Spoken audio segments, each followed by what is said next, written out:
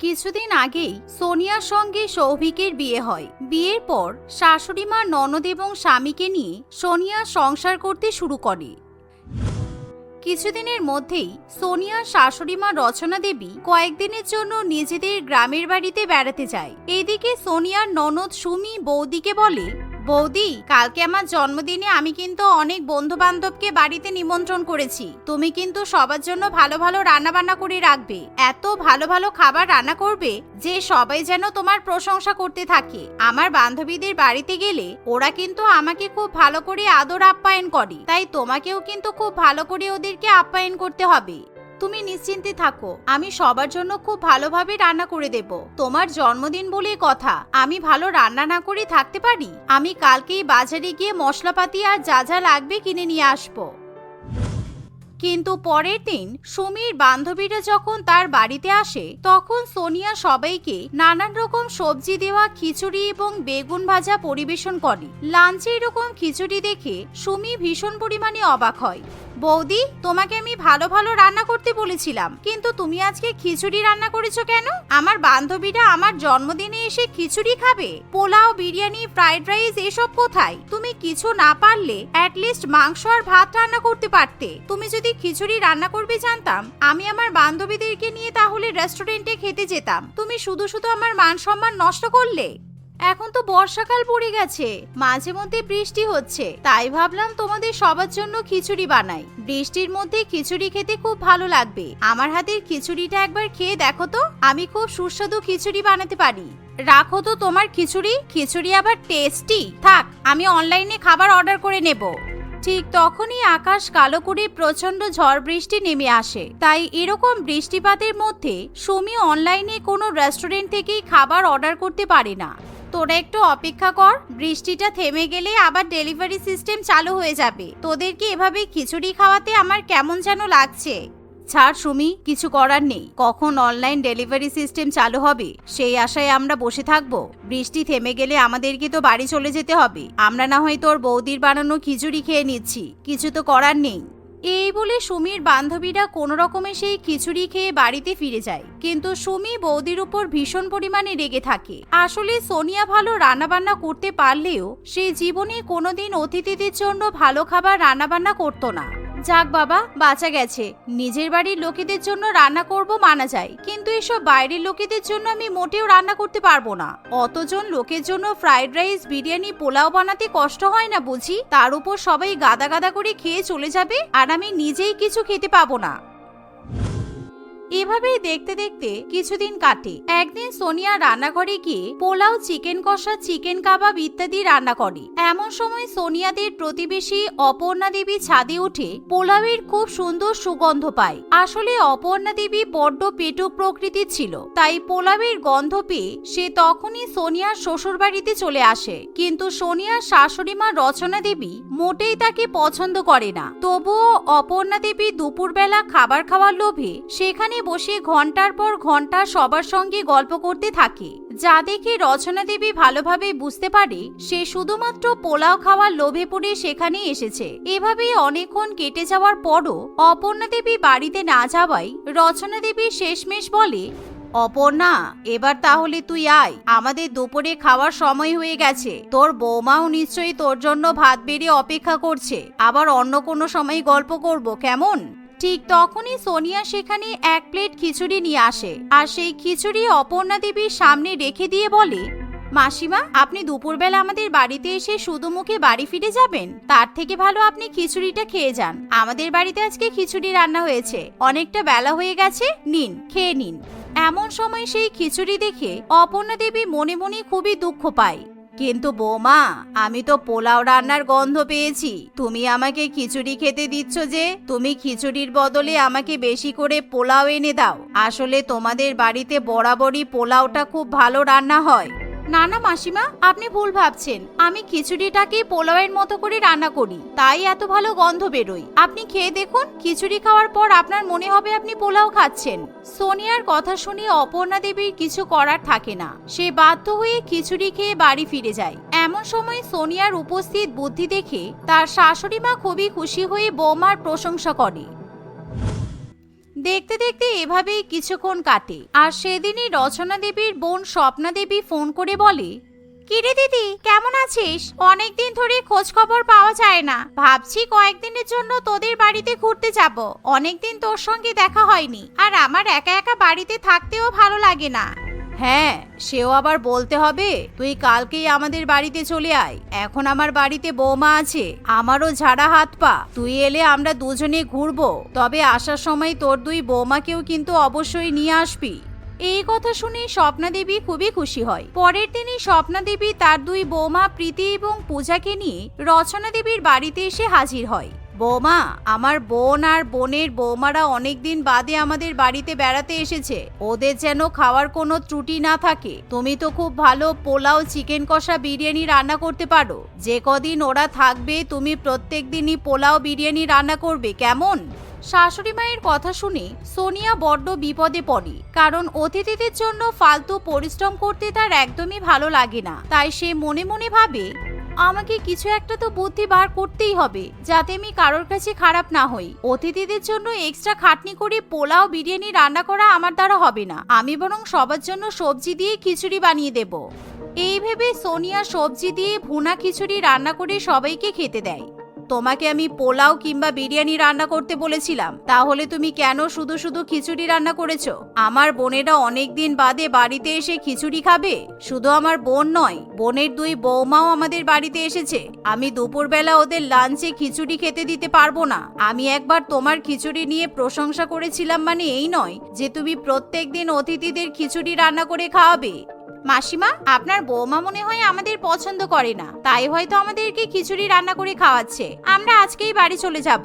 আপনারা যদি আমাদের রান্না করতে বলতেন, আমরা এর থেকে অনেক ভালো ভালো খাবার রান্না করতে পারতাম। না না, তোমরা ভুল ভাবছো। আসলে আজকে সকাল থেকে তো বৃষ্টি পড়ছে, তাই আমি বাজারে যেতেই পারিনি। ঘরে যা কিছু ছিল তাই দিয়ে আমি বৃষ্টির মধ্যে তোমাদের জন্য খিচুড়ি রান্না করলাম। আমি তোমাদের সবার জন্য সবজি দিয়ে ভুনা খিচুড়ি বানিয়েছি। আপনারা যদি খিচুড়ি না খান, তাহলে এতখানি খিচুড়ি কি ফেলে দেব? এমন সময় রচনা দেবী বাইরে তাকিয়ে দেখে সত্যি সেদিন সকাল থেকে প্রচন্ড বৃষ্টি পড়ছে। তাই ইচ্ছা না থাকলেও অত পরিমাণ খিচুড়ি ফেলে দিতে হবে ভেবে সবাই কোনো রকমে খিচুড়ি খেয়ে নেয়। কিন্তু পূজা, প্রীতি এবং তাদের শাশুড়ি মা সেই বাড়িতে আর কিছুতেই থাকতে চায় না। পরের দিনই তারা নিজেদের বাড়িতে ফিরে যায়। তুমি এই খিচুড়ি রান্নাগুলো ইচ্ছা করে করছো, তাই না বৌদি? যাতে তোমাকে বেশি কষ্ট করতে না হয়। তুমি কি ভেবেছো তোমার চাল আমি এখনো বুঝতে পারিনি? অতিথিদের জন্য তোমার যদি রান্না করার ইচ্ছা না থাকে, তাহলে আগে থেকে বলে দেবে, আমরা বাইরে থেকে খাবার কিনে এনে দেব। আমি তো ভাবলাম তুমি আমাদের জন্য পোলাও, বিরিয়ানি রান্না করবে, কিন্তু তুমি খিচুড়ি রান্না করে বসে থাকবে কে জানি। বাড়িতে জিনিসপত্র নেই সেটা তুমি সুমিকে বললেই পারতে। সুমি অনলাইনে অর্ডার করে দিতে পারতো। শুধু শুধু ওদের সামনে আমার মাথাটা নিচু হলো। ছি। এভাবেই রচনা দেবী এবং তার মেয়ে দুজনে মিলে সোনিয়াকে কথা শোনায়, কিন্তু সোনিয়া তাদের কোনো কথাতে পাত্তা দেয় না। দেখতে দেখতে এভাবেই কিছুদিন কাটে। একদিন সুমির বিয়ের জন্য সম্বন্ধ আসে। ছেলেপক্ষ সুমিকে দেখে খুবই পছন্দ করে, কিন্তু ছেলেপক্ষের বাড়ি অনেক দূরে হওয়ায় রচনা দেবী বলে, আপনারা অনেক দূর থেকে এসেছেন। আমাদের বাড়ির কাছে একটা নতুন রেস্টুরেন্ট খুলেছে, চলুন আমরা সবাই মিলে রেস্টুরেন্ট থেকে খেয়ে আসি। আপনাদের নিশ্চয়ই খুব খিদে পেয়েছে, তাই না? না না, আসলে আমরা বাইরের খাবার একদমই পছন্দ করি না। আপনারা ঘরে যা রান্না করেছেন আমাদেরকে তাই খেতে দিন। বাড়ির রান্নার একটা আলাদাই স্বাদ আছে, যেটা রেস্টুরেন্টের রান্নাতে পাওয়া যায় না। এই কথা শুনে রচনা দেবী ভাবে, এখন যদি সে বৌমাকে রান্না বান্না করতে বলে, তাহলে বৌমা সবাইকে খিচুড়ি রান্না করে খাওয়াবে। কিন্তু সে চাইলেও ছেলেপক্ষকে সত্য কথা বলতে পারে না। বাধ্য হয়ে সে তখনই বৌমার কাছে যায় আর বৌমাকে রান্না বান্না করতে বলে। কিন্তু কিছুক্ষণ বাদে সোনিয়া আবার গরম গরম খিচুড়ি রান্না করে নিয়ে আসে। এই যে, আমি সবার জন্য গরম গরম খিচুড়ি বানিয়েছি। আসলে আমরা ভেবেছিলাম আপনাদের সবাইকে নিয়ে রেস্টুরেন্টে খেতে যাব, কিন্তু আপনারা তো রাজি হলেন না, তাই তাড়াতাড়ি করে কম সময়ের মধ্যে খিচুড়ি বানাতে হলো। সোনিয়ার কথা শুনে পাত্রপক্ষ আর কিছু না বলে খিচুড়ি খেয়ে নেয়। কিন্তু সুমি এবং রচনা দেবী সোনিয়ার উপর ভীষণ পরিমাণে রেগে যায়। তবে সৌভাগ্যবশত কিছুদিন বাদে সুমি এবং আকাশের বিয়ে হয়। বিয়ের পর সুমি একদিন ফোন করে তার মাকে বলে, বিয়ের পর কয়েকদিন হলেও মনে হচ্ছে তোমাদের সঙ্গে অনেকদিন দেখা হয়নি। তুমি এক কাজ করো মা, বৌদিকে নিয়ে কালকেই আমাদের বাড়িতে চলে এসো। এখানে এসে কিন্তু বেশ কিছুদিন থাকতে হবে, কেমন? মেয়ের কথা শুনে রচনা দেবী খুশি হয়। তাই পরের দিনই রচনা দেবী বৌমাকে নিয়ে মেয়ের শ্বশুর বাড়িতে যায়। সুমি সেদিন লাঞ্চে সবজি খিচুড়ি রান্না করে। সোনিয়া প্রথম দিন কোনো মতে খিচুড়ি খেয়ে নেয়, কিন্তু পরের দিনও সুমি আবার খিচুড়ি রান্না করেছে দেখে সোনিয়া বলে, কালকেই তো খিচুড়ি খেলাম সুমি, আজকে অন্য কিছু রান্না করতে পারতে। খিচুড়ি ছাড়াও ডাল ভাত মাছ তরকারিও তো রান্না করা যায়, রোজ রোজ খিচুড়ি খেতে কি ভালো লাগে?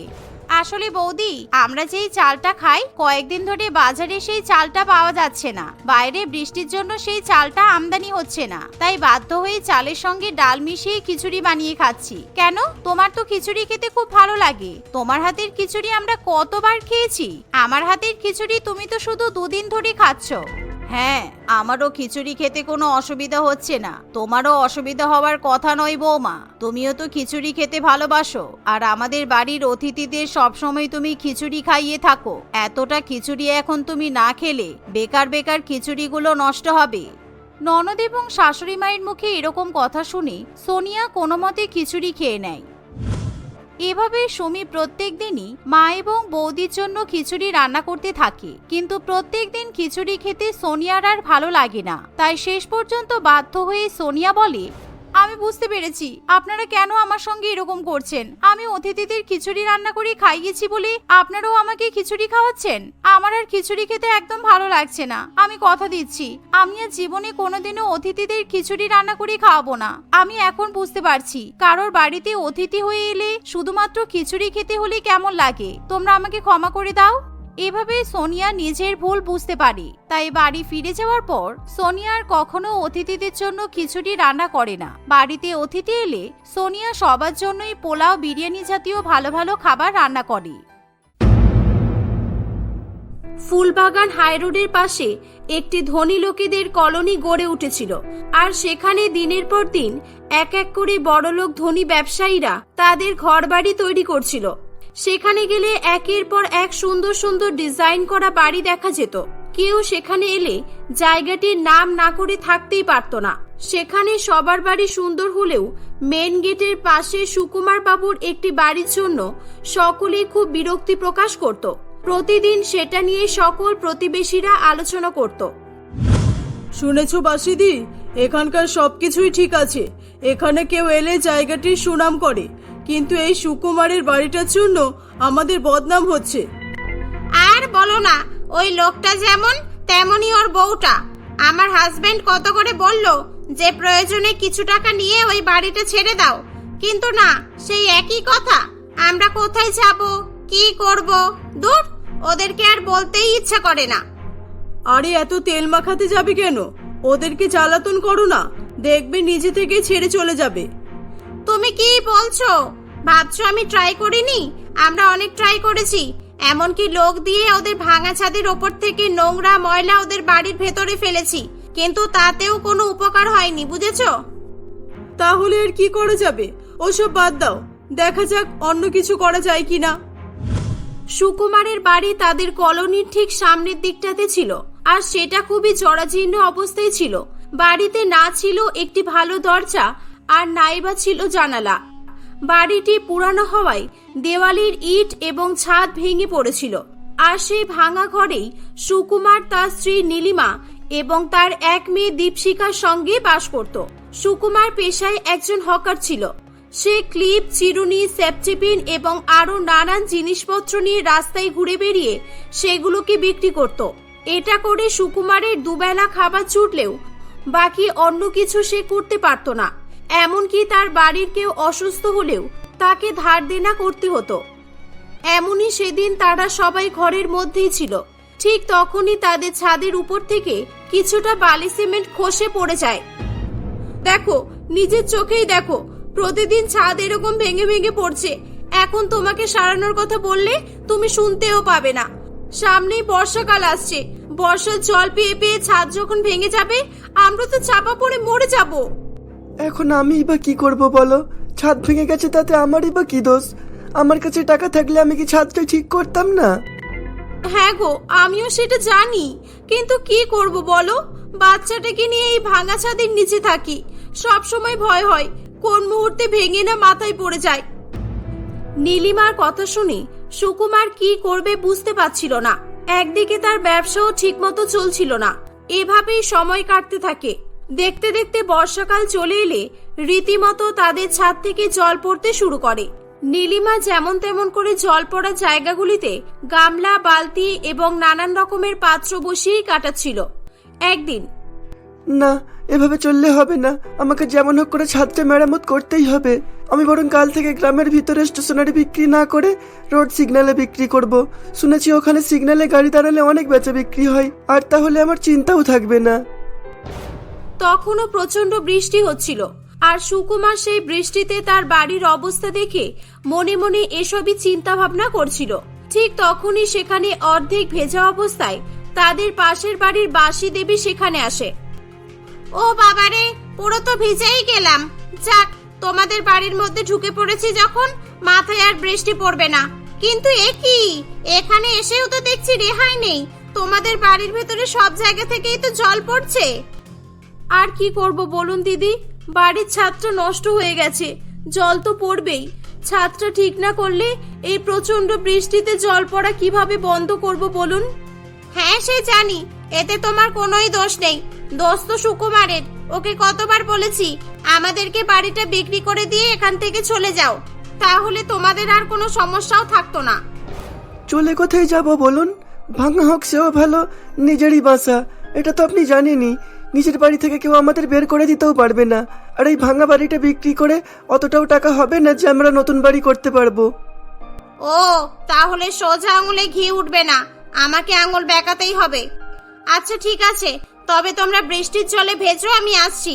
তোমাদের ভালোর জন্যই বলতে এসেছিলাম, না শুনলে কার কি।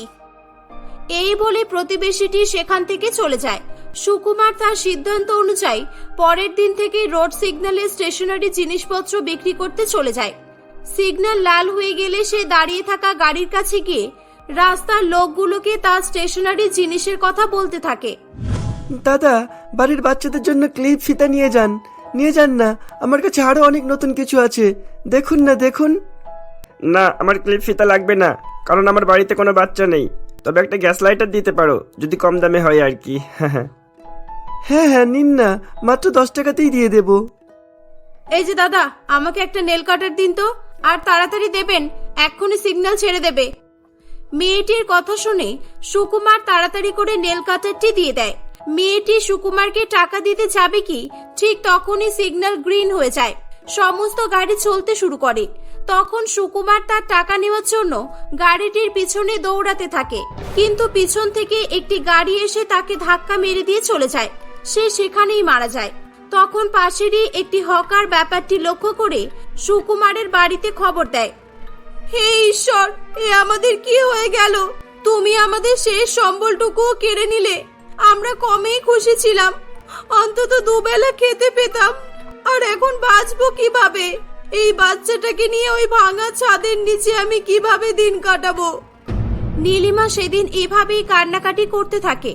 সুকুমারের শেষক্রিয়া সম্পন্ন করে সে বাড়ি আসে, কিন্তু বাড়ি এসে দেখে তার বাড়ি আর বাড়ি নেই, শুধু ভাঙাচোরা ইট সেখানে পড়ে আছে। সে আশেপাশের লোকজনের কাছ থেকে খবর নেয় যে অত্যাধিক বৃষ্টির ফলেই তাদের বাড়ির এরূপ অবস্থা হয়েছে। সে কি করবে, বাচ্চাটিকে নিয়ে কোথায় থাকবে, কিছুই ভেবে পাচ্ছিল না। সে সেখান থেকে চলে আসে। বৃষ্টি থেকে বাঁচার জন্য রাস্তার ধারে একটি সরকারি বাস স্টপে সে আশ্রয় নেয়। বাস স্টপে থাকার ফলে বৃষ্টির হাত থেকে তো বেঁচে যায়, কিন্তু ক্ষুধার হাত থেকে তারা বাঁচতে পারে না। শেষ পর্যন্ত সেও হকারির কাজ করার সিদ্ধান্ত নেয়। বেশ কয়েকদিন এভাবেই চলছিল। একদিন, আরে আরে, যা, হঠাৎ করে অটোটা মহিলাকে ধাক্কা মেরে দিয়ে চলে গেল তো, আর দাঁড়ালোও না। এখন তো দেখছি মানুষের মানুষত্ব হারিয়ে গেছে। হ্যাঁ হ্যাঁ, চলো চলো, ওনাকে তুলে হসপিটালে নিয়ে যাই। এই বলে তারা সকলে মিলে ছুটে সেখানে যায়। তাদের সঙ্গে সঙ্গে নীলিমাও সেখানে যায়। নীলিমা সেখানে একা মেয়ে হওয়ায় মহিলাটিকে নীলিমায় ধরে তোলে এবং সে তাকে সঙ্গে করে হসপিটালে নিয়ে যায়। হসপিটালে গিয়ে অ্যাক্সিডেন্ট পুলিশকে সবে শুনে সকলে এক এক করে ভয়ে সেখান থেকে পালিয়ে যায়। দেখুন, পেশেন্টের শারীরিক অবস্থা খুবই খারাপ, উনি এখন অজ্ঞান হয়ে আছেন। ওনার বাড়ির লোককে খুবই প্রয়োজন, আর যারা এসেছিল তাদের কাউকেই দেখতে পাচ্ছি না। ওনার ইমিডিয়েটলি একটা অপারেশনের প্রয়োজন। কিন্তু ডাক্তার বাবু, উনি কোথায়? ওনার বাড়ি আমি তো কিছুই জানি না। তবে আপনি চিন্তা করবেন না, আপনি অপারেশন করা শুরু করুন। ওনার কেউ না থাকলেও প্রয়োজনে আমি আপনাকে টাকা দেব। হ্যাঁ, তাহলে ঠিক আছে, আমরা চিকিৎসা করছি। তবে আপনি 10,000 টাকার ব্যবস্থা করুন। ডাক্তারের মুখে 10,000 টাকার কথা শুনে নীলিমা চিন্তায় পড়ে। সে বলে তো দিয়েছিল, কিন্তু অপারেশনের টাকা কিভাবে জোগাড় করবে এটাই ভেবে পাচ্ছিল না। ঈশ্বরের কৃপায় জানকী দেবীর জ্ঞান ফেরে। সে উঠে তার নাম ঠিকানা সবকিছুই জানায়। কিছুক্ষণের মধ্যেই জানকী দেবীর স্বামী কালিদাস বাবু সেখানে এসে উপস্থিত হয়। সে অপারেশনের সমস্ত টাকাই দিয়ে দেয়। জানকীকে নীলিমা হসপিটালে নিয়ে এসেছে শুনে তাকে সে ধন্যবাদ জানায়। দেখুন, আমরা অপারেশন তো করে দিয়েছি, কিন্তু পেশেন্টের এখন সম্পূর্ণ রেস্টের দরকার। এমনকি উনি হয়তো ভালো করে হাঁটাচলাও করতে পারবেন না। এটা আপনাকে খেয়াল রাখতে হবে। তবে আমার মতে এখন এই সময় ওনার দেখাশোনার জন্য একটা লোক রাখলেই ভালো হয়। আপনি কোনো চিন্তা করবেন না ডাক্তার বাবু, উনি যতদিন না সুস্থ হয় আমি ওনার সেবা যত্ন করব। নীলিমার কথা শুনে কালিদাস বাবু খুব খুশি হয়। আসলে কালিদাস বাবুর বিশাল ধন সম্পত্তি থাকলেও তার ছেলে মেয়ে কেউ ছিল না। নীলিমা এবং তার মেয়ে তাদের সঙ্গে তাদের বাড়িতে থাকতে শুরু করে। এভাবেই বেশ কিছুদিন কেটে যায়। নীলিমার সেবা যত্নের ফলে জানকী দেবী একেবারে সুস্থ হয়ে ওঠে। কাকা বাবু, কাকিমা, তাহলে আমরা এবার আসি। অনেকটা দিন কেটে গেল আপনাদের এখানে। এখন গিয়ে আমাকে আবার কাজ শুরু করতে হবে, না হলে আমাদের কিভাবে চলবে বলুন? কিন্তু মা, তুমি তো তোমার বিষয়ে এতদিন কিছুই বললে না, শুধু নিঃস্বার্থে আমার সেবা করে গেলে। তোমার বাড়ি কোথায়? তোমার নাম কি? তোমার বাড়িতে কে কে আছে? কিছুই তো জানা হলো না। হ্যাঁ, তুমি ঠিকই বলেছ। আমরা তো তোমাকে এভাবে যেতে দেব না। আমার সেদিনের কথা ভালো করেই মনে আছে। সেদিন তুমি না থাকলে আমি হয়তো পৃথিবীতে আজ বেঁচেই থাকতাম না। তোমার কোনো অসুবিধা থাকলে বলো, আমরা তোমাকে সাহায্য করতে চাই। প্রয়োজনে আমরা তোমাকে তোমার বাড়িতে গিয়ে রেখে আসব। আমার বাড়ি ঘর বলতে কিছুই নেই, আর নাইবা আমার মেয়ে ছাড়া এই পৃথিবীতে আমার কেউ আছে। এই বলে কাঁদতে কাঁদতে নীলিমা তাদেরকে তার জীবনের সমস্ত ঘটনা বলে। সবকিছু শোনার পর কালিদাস বাবু ও জানকী দেবীর চোখে জল চলে আসে। জানকী দেবী নীলিমাকে তাদের বাড়িতে থাকার জন্য বললে নীলিমা কিন্তু বোধ করে। মা, তুমি আর না বলো না। আমারও এই পৃথিবীতে কেউ নেই, আর আমরা তোমাকে মেয়ে বলেছি। আর তুমি তোমার মা বাবার কথা শুনবে না? বলো, তুমি এখানে থাকলে তোমার কোনো সমস্যা থাকবে না, আর আমরাও আমাদের মেয়ে নাতিকে নিয়ে সুখে থাকবো। এভাবে অনুরোধ করলে শেষ পর্যন্ত নীলিমা সেখানে থাকতে রাজি হয়। সে পুরানো দিনের কথা ভুলে গিয়ে এক নতুন পরিচয় পেয়ে নতুন জায়গায় বসবাস করতে শুরু করে।